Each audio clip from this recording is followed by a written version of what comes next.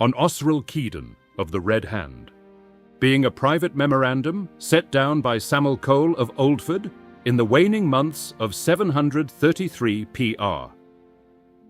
If one had met Osril Keydan upon the road and known nothing of him, one might have mistaken him for any number of hard men bred by the marches, a lean ranger, close of speech, weathered by travel, tattooed in the old fashion of some half-remembered brotherhood, with a stare more often turned to tree-line and spoor than to the faces of his fellows. Such first impressions are not wholly false. They are merely insufficient. For Osril is one of those men who reveal themselves chiefly by continuance. He came east, as I understand it, in answer to the call of the Red Hand, at a time when the wild borders were already beginning to stir. Of his youth, he speaks little, and what I know has been gathered in fragments and by inference rather than from any tidy confession. He has the look of one who was not so much raised as tempered. There are men who carry sorrow as others wear a cloak, loosening it when the weather permits. Osril's grief was long ago hammered into the metal of him. By the time he came to Oldford, it had ceased to be an event in his life and had become, rather, the grain of his timber. At first I took him for one more useful provincial, cautious, dutiful, suspicious of mages, not especially interested in abstract thought, and likely to become restless if kept too long from hedge, streambank, or saddle. I was wrong in several particulars. He is cautious, yes, but not dull, dutiful, but not servile, suspicious, but often with excellent reason. He has little patience for the ornamental aspects of civilization, but a great and abiding concern for the conditions that make civilization possible. This is a distinction many polished men never learn. Osril does not love towns. He loves what towns are trying, clumsily, to defend. He is more at ease with beasts than with citizens, more comfortable reading broken moss than noble intent, and vastly more forgiving of a wolf than of a fool. Yet in this there is no misanthrope's vanity. He does not hate men for failing to be pure. He merely sees them too clearly as animals who lie to themselves. This makes him an uneven companion in comfort, but an excellent one in peril. There is in him a severity that some mistake for cruelty. I do not. I think it nearer to a frontier metaphysic, the settled conviction, bred by bitter experience, that the world destroys the unready, and that pity without competence is only a slower form of surrender. He is not naturally drawn to rescue, as the paladin is drawn, nor to fellowship as Glar is, nor to curiosity as Jinzik is. He is drawn to vigilance. He trusts what keeps watch. In an age such as ours, I hesitate to censure the instinct, and yet it would be wrong to call him cold. Men such as Osril perform their tenderness obliquely. He will not make a speech where another might.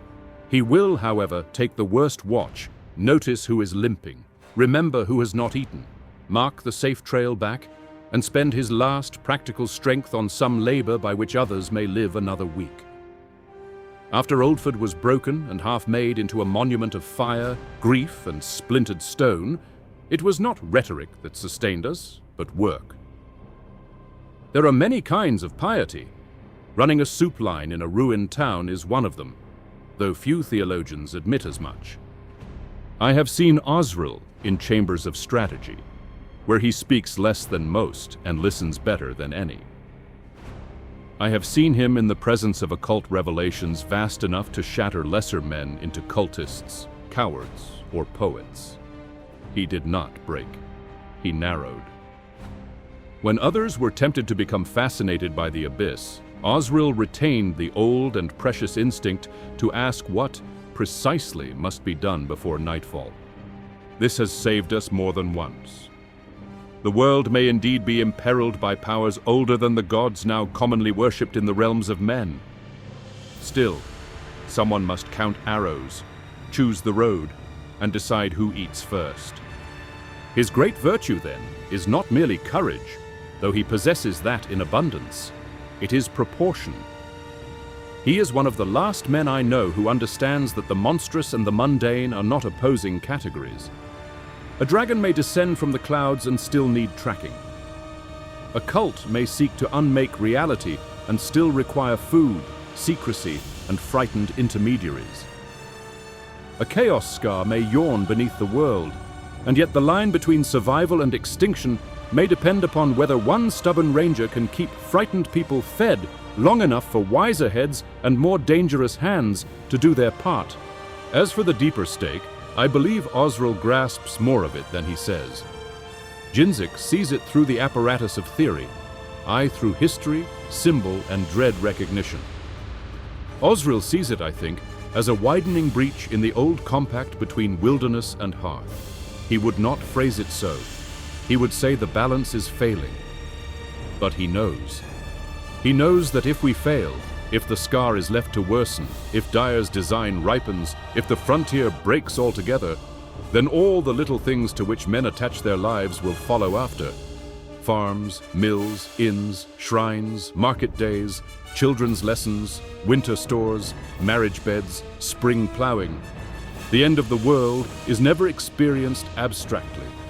It arrives as the end of somewhere specific. For that reason, I have come to regard Osril Keydan as one of the indispensable men of this age.